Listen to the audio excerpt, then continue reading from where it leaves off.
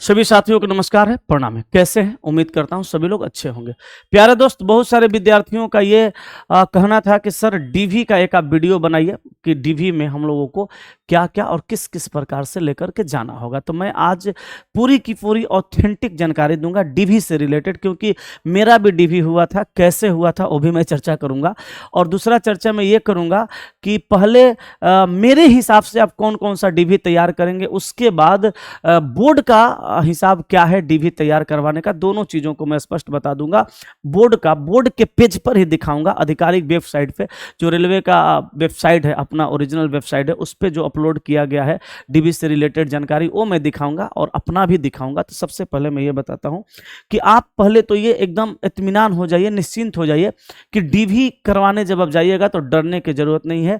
अपने साथ एक आदमी को लेकर के जाइएगा, पहला काम ये करना है। एक बैग में, ताला वाला बैग ले लीजिएगा, उस बैग में आपका सारा डीवी रहेगा और उस बैग को बहुत अच्छे से संभाल के आप डीवी सेंटर पे जाइएगा।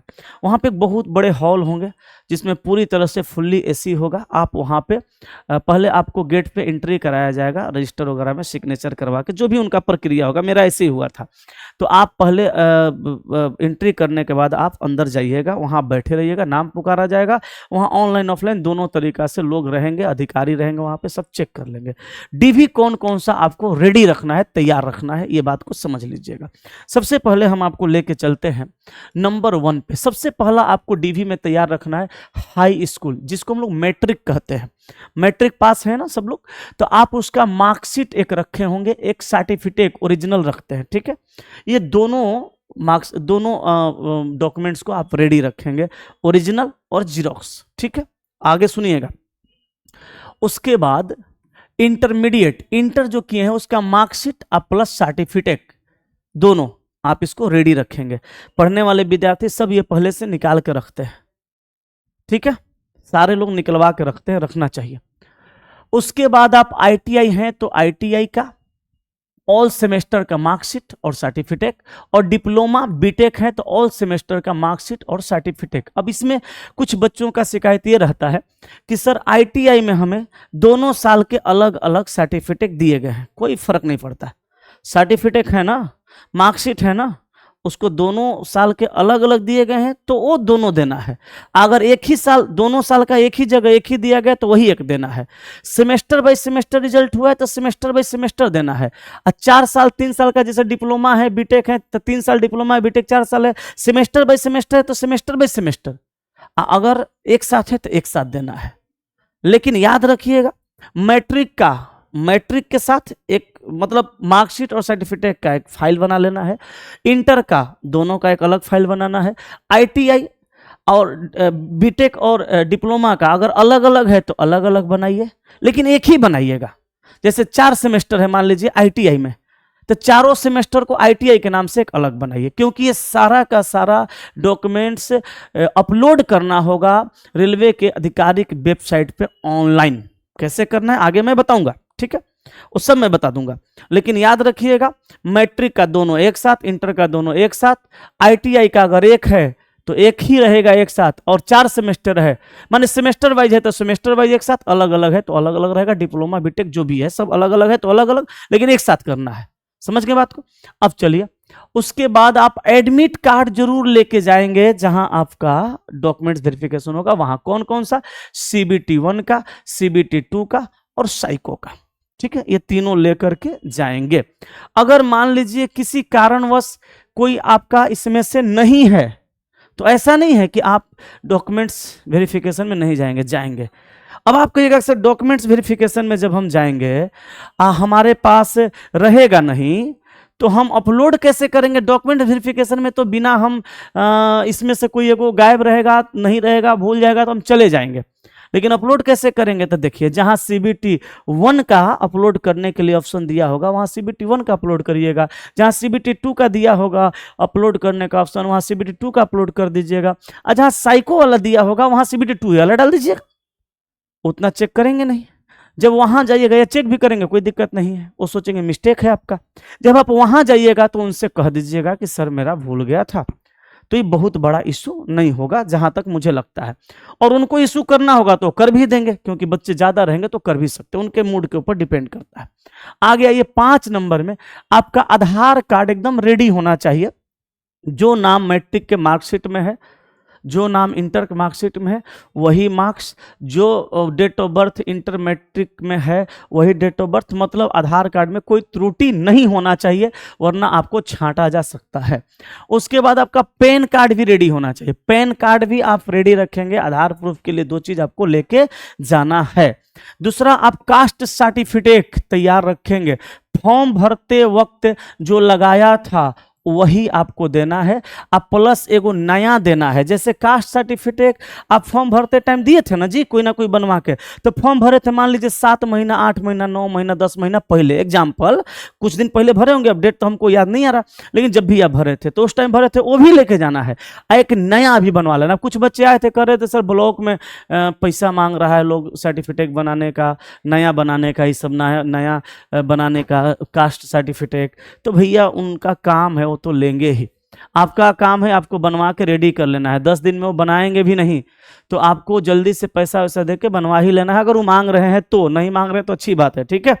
उसके साथ साथ ये भी ध्यान रखिएगा कि जो कास्ट सर्टिफिकेट का बनवाइएगा यह केवल सेंट्रल का ही चलेगा, माने सेंट्रल फॉर्मेट पे कास्ट सर्टिफिकेट बनवाना है, सेंट्रल का बनवाना है, समझ रहे हैं ना, केंद्र का बनवाना है।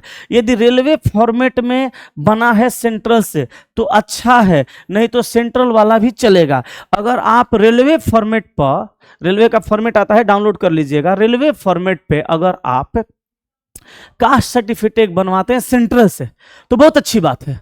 अगर आप रेलवे फॉर्मेट पे नहीं बनवाते हैं, सेंट्रल के फॉर्मेट में बनवाते हैं, सेंट्रल से बनवाते हैं, तो भी कोई दिक्कत नहीं है। मतलब आप सेंट्रल के फॉर्मेट पे कास्ट सर्टिफिकेट बनवाएंगे, सेंट्रल के फॉर्मेट बनवाएंगे, कोई समस्या नहीं है। अगर आप रेलवे के फॉर्मेट पे सेंट्रल से बनवाते हैं तो और बेहतर हो जाएगा, ये बात मैं आपको स्पष्ट बता दिया। उसके बाद 8 नंबर में आप जाइए, तो आपको इनकम सर्टिफिकेट बनवाना होगा, लेकिन इनकम सर्टिफिकेट सबको नहीं बनवाना होगा, ईबीसी वाले को बनवाना होगा। और ईबीसी वाले जो कैंडिडेट होंगे उनके लिए आपको इनकम सर्टिफिकेट बनवाना होगा। यहां जब आप कास्ट सर्टिफिकेट बनवा लीजिएगा सेंट्रल का, जैसे ईडब्ल्यूएस, तो आप आ ही गए। ईडब्ल्यूएस का मतलब आप समझते हैं, ओबीसी का मतलब समझते हैं कि आप जो हैं उस कास्ट में हैं, तो आपका जो कमाई होगा क्या होगा, या वो सब जानते हैं, उनके पास सारा डेटा है, तो उनको कास्ट सर्टिफिकेट नहीं, इनकम सर्टिफिकेट नहीं बनवाना है। लेकिन जो ईबीसी वाले कैंडिडेट हैं उनको इनकम सर्टिफिकेट बनवाना होगा। अभी और है, इतना ही नहीं है, आपको 9 नंबर में अफिडेविट तैयार करना पड़ेगा। अफिडेविट तैयार क्या करना पड़ेगा? यदि किसी के नाम या माता पिता के नाम में त्रुटि हो तो उसके लिए आपको क्या करना पड़ेगा? अफिडेविट तैयार करना पड़ेगा। अफिडेविट कहां से तैयार होगा? ये होगा कोर्ट से। कोर्ट में जाइएगा, आपके जो नजदीकी कोर्ट होंगे वहां जाइएगा, वहां किसी वकील साहब को पकड़िएगा, वो आपका अफिडेविट बनवा देंगे, ठीक है। अब समझिएगा, कुछ बच्चों का कहना है कि सर फॉर्म भरते समय ये हो गया था, वो हो गया था, माता जी के नाम में गड़बड़ी है, पिताजी के नाम में गड़बड़ी है, ये अपलोड हो गया था सर्टिफिकेट, को अपलोड हो गया था। अगर आपको कहीं भी कोई त्रुटि दिखती है, सिंपल सा बात, हमने यहाँ किसी के नाम या माता पिता के नाम में त्रुटि होगा तो उसके लिए अफिडेविट हमने लिखा है, लेकिन आपको कोई भी त्रुटि लगता है तो कोर्ट से एक अफिडेविट बनवा लीजिएगा। ये बोर्ड का कहना है कि आप अफिडेविट लेके आइएगा तो हम आपका छटैया नहीं करेंगे, जहां तक उनका कहना है, ठीक है। तो आप किसी भी त्रुटि अगर पाते हैं किसी भी तरह का, आप सर ये होगा तो क्या करेंगे, वो होगा तो क्या करेंगे, सब कमेंट नहीं करना है, ये सब बात नहीं समझना है, सिंपल सा समझना है। कोई भी त्रुटि होगा आप अफिडेविट बनवा लीजिएगा, कोर्ट में जाइए, घर से निकलिए कोर्ट में जाइए, वकील के पास 2000 रुपए है, सब बता देंगे, ठीक है।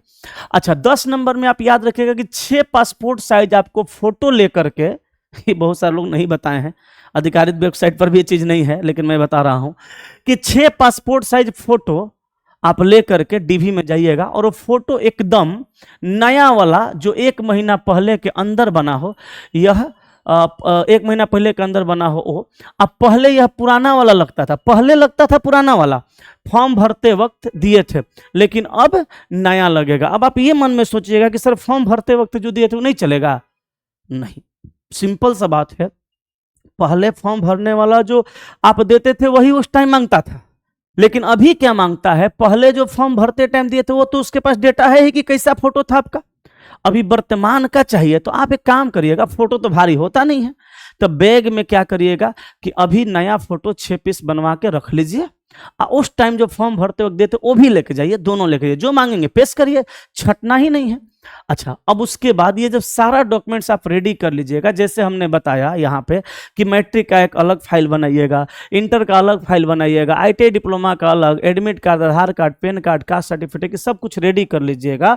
तो आप क्या कीजिएगा, यह सारे डॉक्यूमेंट्स को RRB के एक लिंक देगा जिस पर अकाउंट बनाकर अपडेट कर दीजिएगा, 10 दिन पहले अपलोड करना होगा, और 2 सेट हाई कोर्ट लेकर जाना होगा सेल अटैच करके। अब हाई कोर्ट लेके कहाँ जाना है, वही हाफ डेविट के लिए जो बोले लेके जाना है। तो ये सभी चीज़ों को आप ध्यान में रख लीजिएगा, सारा डॉक्यूमेंट्स रेडी रखिएगा। आगे चलिए, अब हम आपको रेलवे का जो महत्वपूर्ण निर्देश है रेलवे के पेज पर वो दिखाता हूँ। यहाँ 2 नंबर में देखिए साफ साफ लिखा है, पोर्टल पर सॉफ्टवेयर कॉपी और व्यक्तिगत डेटा अपलोड करना है। ठीक है, कैसे करना है जरा समझिएगा, साफ साफ लिख दिया गया है, पोर्टल पर सॉफ्टवेयर और व्यक्तिगत डेटा अपलोड करना है।